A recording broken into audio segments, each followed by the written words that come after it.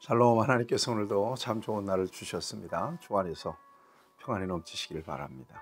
오늘 하나님께서 우리에게 주시는 말씀은 고린도후서 제12장 11절에서 21절까지입니다. 어떤 경우에 서로 오해로 인해서 갈등이 생기거나 정서적으로 충돌이 생기면 참 피차 괴롭습니다. 얼른 풀어야 되겠죠. 특별히 그 관계가 신령상의 관계라면, 다시 말하면 교인과 교인 아니면 목회자와 교인의 관계라면 그 갈등은 더 심각한 어려움을 줍니다. 그래서 얼른 해소하는 것이 굉장히 중요하죠. 오해 비롯해서 오해 때문에 그런 어떤 정서적인 문제가 생겼다면 여러분 적극적으로 그 모든 오해를 해소하고 관계를 정상화시키는 것은 지혜입니다. 여러분, 바울과 고린도 교회의 성도들 간에 정서적인 문제가 생겼지 않습니까? 그것은 바울의 사도적 자격, 그 다음에 사도권에 대한 그런 오해 때문에 발생된 일입니다. 여기에는 거짓 교사들의 사주 또 이간질이 크게 한몫을 했죠. 바울 입장에서는 참 안타깝습니다. 자기가 전도해서 설립된 교회 성도들로 하여금 불신을 당하는 것은 괴로운 일이죠. 또 고린도 교회 입장에서도 참 안타까운 일입니다. 영적으로 손해고요. 그런 차원에서 얼른 이 문제를 해소하는 것은 바울 입장에서도 또 고린도 교회 성도들 입장에서도 바라는 바고 또 중요한 일이 된 것입니다. 그래서 오늘 본문 말씀에서는 사도 바울이 적극적으로 이 문제를 해결하기 위하여 노력하는 그런 모습을 보여주고 있습니다. 바람직한 모습이라고 저는 믿습니다. 11절 말씀에 보면 내가 참 어리석은 사람이 됐다. 나를 이처럼 어리석은 사람이 되게 하는 것은 바로 당신들 때문이다. 그렇지만 당신들이 생각하는 것처럼 이렇게 내가 연약하고 부족한 사람은 아니다. 그러면서 12절에 사도의 표가 되는 것은 내가 너희 가운데서 모든 참음과 표적과 기사와 능력을 행한 것이라.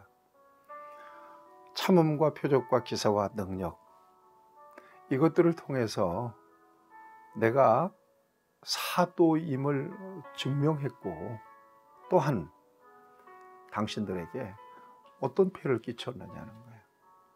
마땅히 사례를 받아가면서 사역을 할 수도 있었지만 당신들에게 폐를 끼치지 않기 위해서 내가 사례도 받지 않았지 않느냐는 거예요. 그리고 여러분 14절을 보면 이제 세 번째 당신들에게 가기를 원하는데 그때도 나는 당신들에게 폐를 끼치지 않기를 원한다. 내가 가는 것은 재물 때문에 가는 것이 아니라 바로 당신들을 보기 위함이다. 재물로 말하면 부모가 자식을 위해서 재물을 쓰는 거 아니냐. 오히려 내가 당신들을 위해서 재물을 쓸 용의도 있다. 여러분 14절 보면 그렇게 항변합니다. 여러분 바울의 마음을 이해하시겠습니까? 이것이 말씀을 묵상하는 중에 이것이 목회자의 마음이라는 생각을 여러분들에게 전해드리고 싶습니다. 목회자의 관심은 교인들에게 있습니다. 교회가 평안하게 성도들이 건강하게 영적 생활을 하는 것은 목회자의 자랑이며 목회자의 정말 가장 큰 보람이죠. 기쁨이고. 그런데 어떤 이유로든 목회자가 오해를 받아서 교인들로 하여금 불필요한 정서적인 어떤 문제가 생겼을 때 목회자는 그보다 더 괴로운 것은 없습니다. 적극적으로 또 바울처럼 해명하고 또 변명해서 빨리 문제를 해결할 수 있으면 참 좋겠지만 요즘은 또 그렇지도 않습니다. 그래서 오직 주님만 바라보고 기도하며 하나님께서 그 문제를 해결해 주시도록 하나님께 의지할 때가 많죠. 평안한 가운데서 주님을 섬길 수 있다는 게 얼마나 감사한지요. 자, 그런데 고린도 교회의 성도들이 바울에 대해서 가지고 있는 또 하나의 그 오해가 있는데 16절에 보면 교활하다. 굳이 설명하지 않아도 이미지가 오죠. 그 다음에 속임수를 취한다. 속임수가 많다. 그러니까 속임수가 많다는 것은 속임수로 자신들의 연보를 갈취한다 라고 이렇게 느낀 거예요. 그런데 우리가 앞에서 봤습니다. 연보를 요청하고 그 연보를 수령하기 위해서 디도를 보내죠. 또 디도만 보냅니까? 디도를 따라서 정말 교회의 신실한 일꾼을 셋을 더 보내잖아요. 정말 투명하게 연보를 수령하고 또 그 연보를 목적에 맞게 이렇게 사용하는 이 과정을 이 사도 바울이 분명히 어필을 했음에도 불구하고 그들은 그 같은 오해를 하고 있었던 것입니다. 그래서 18절 말씀을 보세요. 내가 디도를 권하고 함께한 형제를 보내었으니 디도가 너희의 이득을 취하더냐? 우리가 동일한 성령으로 행하지 아니하더냐? 동일한 보조로 하지 아니하더냐?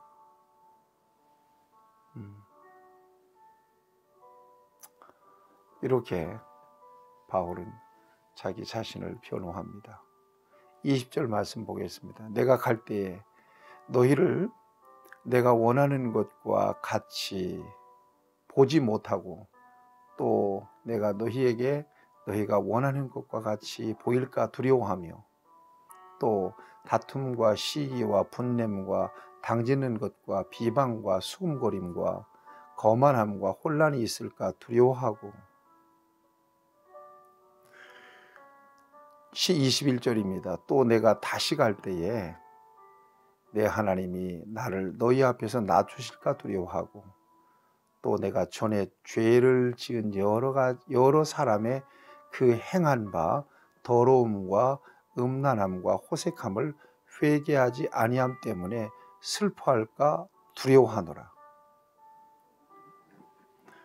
절대로 바울이 속임으로 이득을 취한 일도 없고 그 다음에 그들에게 다시 나갈 때 그들의 원치 않는 모습을 보게 될까 두렵다는 이야기를 합니다. 바울이 원치 않는 모습을 보게 될까 두렵다. 여러분, 우리가 주님 앞에 서는 순간까지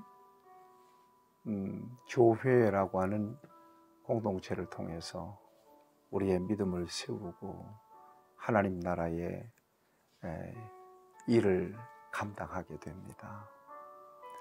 교회는 거룩한 공동체지만 교회도 역시 사람들이 모인 곳입니다.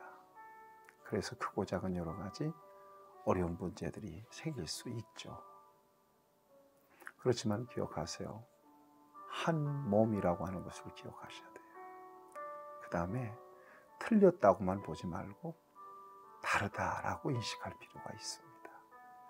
그랬음에도 불구하고 어떤 의혹이나 어떤 문제가 생겨서 정서적으로 갈등이 생기고 또 문제가 생겼을 때는 적극적으로 그 모든 문제를 해결하도록 노력해야 되고 빠른 시일 내에 그 모든 어려움들이 해소돼야 합니다. 그렇지 않으면 교회 생활의 방황이 오게 되고 교회 생활의 방황은 신앙 생활의 방황으로 이어져 버리고 마는 거기 때문에 피차에 엄청난 손해를 보는 거예요. 어떤 사안에 대해서 오해가 있었다는 것은 객관성이 떨어진 자기 주관적인 관점으로 바라보았기 때문에 그렇습니다. 그러나 실제로 들어가 보면 그게 아닌 경우가 대부분 많아요. 내 생각이 잘못됐을 가능성이 많죠. 나는 내 입장에서 바라보고 판단하고 평가했기 때문에 그렇게 보였던 것입니다. 그러나 그것이 아닐 수 있는 거거든요. 그런 차원에서 어떤 이유로든 어떤 문제로든 공동체 속에서 관계가 틀어졌을 때, 어떤 오해가 생겼을 때 오해를 풀기 위해서 끊임없이 기도하고 또 설득하고 또 나아가서는 호소도 하고, 그래서 그 모든 문제들을 잘 풀어내서 평안하고 행복한 교회 생활과 영적인 생활을 이어갈 수 있어야 될 것입니다.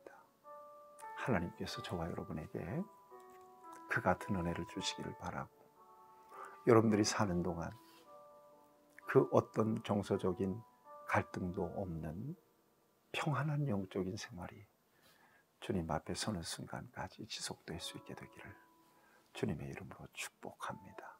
하나님 아버지, 오늘까지 주의 귀하신 말씀을 통해서 우리에게 은혜를 주시니 감사합니다.